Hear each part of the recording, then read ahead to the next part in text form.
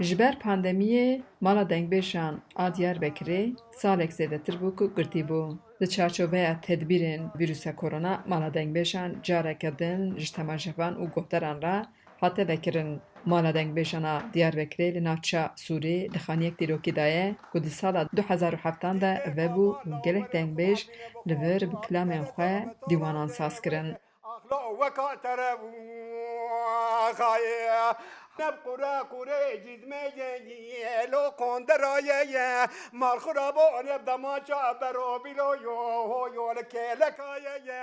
Lêkolîner dibêjin çanda dengbêjî ji 5000 salan kevintire ku ew weka pireka dîrokî ye gihîştiya rojane ye. Di 21 Înonê de mala dengbêjan vebû ku heftê 6 rojan her kesên ku bixwazin dikarin guhtariya kilamên dengbêjan bikin. Şaredariya mezin ragihand ku di dîwana pêşîn a dengbêjan de ji bajarên derdorê jî dengbêj beşdar bibin. Ez buna bavê becer şevê kubar mahkumê romê bûme pence kiriye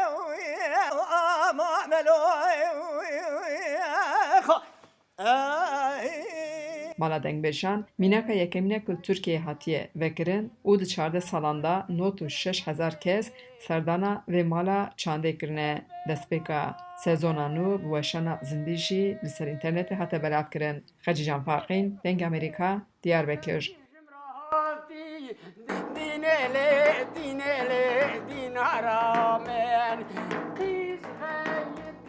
Lejmal berekelle gevrelerindele havalamen Kala şu eva tüpere vele veka vay lo lo lo lo vay lo lo